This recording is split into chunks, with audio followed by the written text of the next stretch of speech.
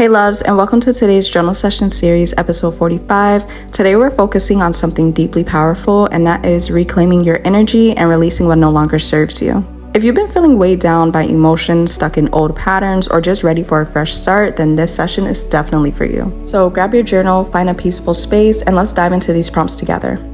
So question number 1, what emotions have you been avoiding or suppressing lately? Pause the video or audio here to write your answer.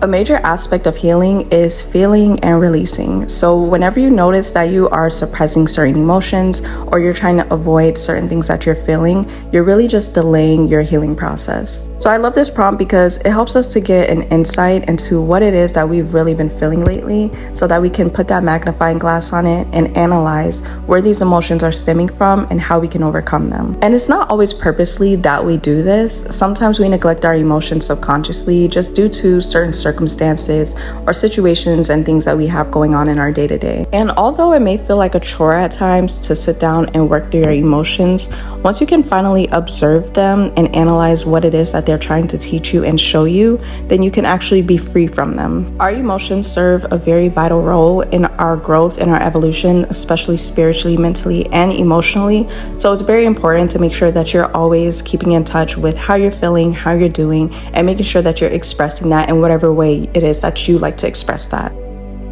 So on to question number 2, when was the last time that you truly allowed yourself to feel and release your emotions? Pause the video or audio here to write your answer.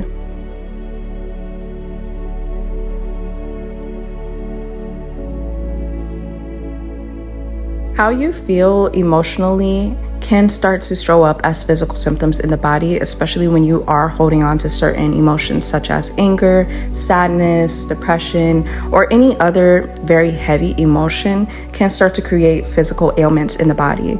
So for example, when it comes to your nervous system, you can create a nervous system overload. So what happens is that your suppressed emotions activate the sympathetic nervous system, which is the flight or fight response, and it keeps your body in a state of constant stress. And this can lead to increased levels of cortisol and adrenaline, which can cause fatigue, anxiety, and sleep disturbances. You may also start to develop muscle tension and pain because emotional stress often results in chronic muscle tension, mostly in the neck, shoulders, and back. And this can also lead to tension headaches. And you can even start to develop digestive issues, immune system weakness, heart problems, difficulties breathing, fatigue and low energy, hormonal imbalance, skin conditions, and chronic illness risks. So believe it or not, your emotional state plays a major role in not only your mental health, but your physical health as well. And I don't feel like this is talked about enough. So make sure that you're always releasing and letting go of anything that does not serve you, especially when it comes to your emotions. Health is wealth, so make sure you're catering to your mind, your body, and your spirit. Now on to question number 3, what situations or people have made you feel powerless and why? Pause the video or audio here to write your answer.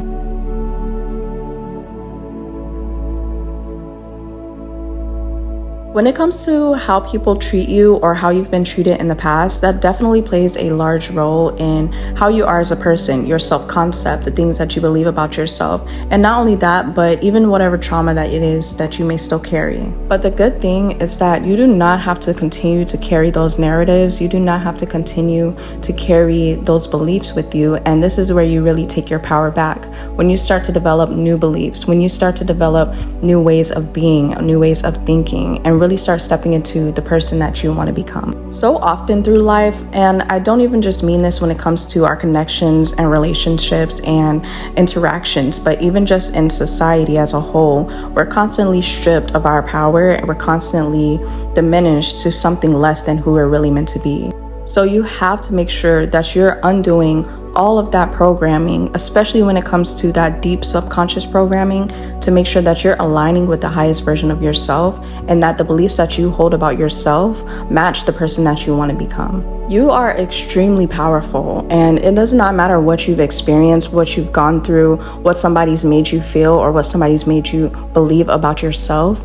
You can be whoever it is that you want to be and desire to be, and you do not have to be subjected to those opinions and limiting beliefs. So reclaim your power and your energy. A mantra that I like to use, and I found this somewhere online, is I now call all of my energy and power back to me from every person, place, space, thing, and entity cleansed, blessed, and transmuted. So question number 4 is, what lesson can you take from these emotional experiences? Pause the video or audio here to write your answer.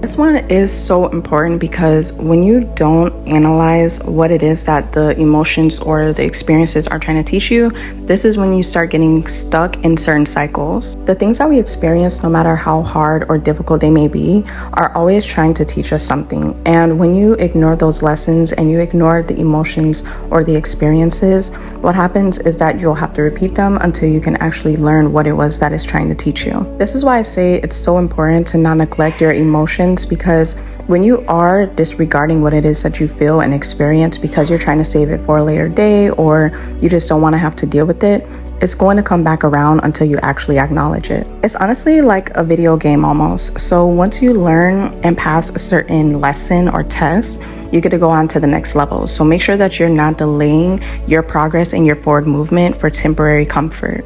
So question number 5, how has holding on to these emotions affected your health, energy, or mindset? Pause the video or audio here to write your answer.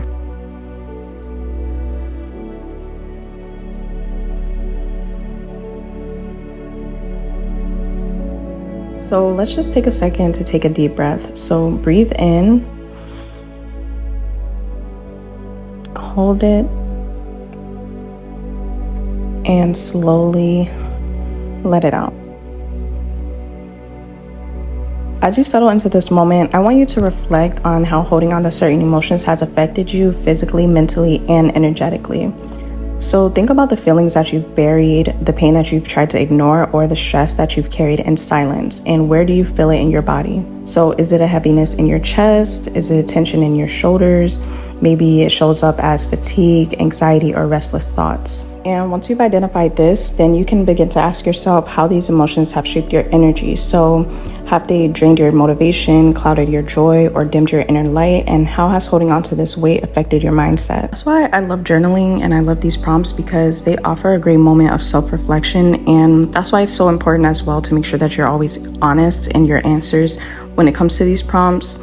And it's important to know that this is just a moment to acknowledge it and to bring it into light so that healing can begin. So question number 6, how can you forgive yourself for past mistakes and let go of guilt or shame? Pause the video or audio here to write your answer.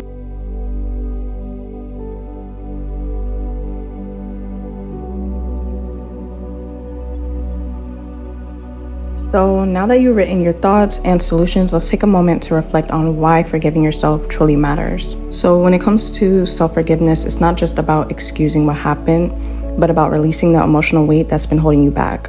And when you let go of guilt and shame, you create space for healing, growth, and inner peace. You're allowing yourself the freedom to move forward without carrying the burdens of your past mistakes. And holding on to guilt can drain your energy, cloud your mind, and even affect your physical well-being. But when you choose to forgive yourself, you invite clarity, self-compassion, and a renewed sense of strength into your life. So you become more connected to your true self and the version of you that deserves love, joy, and peace. By forgiving yourself, you open the door to healthier relationships, stronger boundaries, and a deeper sense of self-worth. So you're telling yourself that you're worthy of growth and your past does not define you. So know that as you carry this reflection with you, every step toward forgiveness is a step towards freedom, and you're not just healing from your past, but you're creating space for the life that you truly deserve. So that's it for this video, you guys. Thank you so much for joining me in this healing space today. And remember that forgiving yourself is not a one-time event, it's a journey. And every time that you choose compassion over guilt, you're taking a powerful step towards your growth and freedom. You're worthy of peace, love, and a fresh start, no matter what your past looks like. So be gentle with yourself as you continue your journey. And remember that healing isn't always linear, so it's okay to take your time. If this session brought you any clarity or peace, I'd love for you to share your experience in the comments. Don't forget to like, subscribe, and turn on the notification bell so you never miss a moment of healing and self-care. And until next time, take care of your heart, honor your journey, and remember that you're always worthy of forgiveness and love. I'm wishing you all the best. Peace out and much love.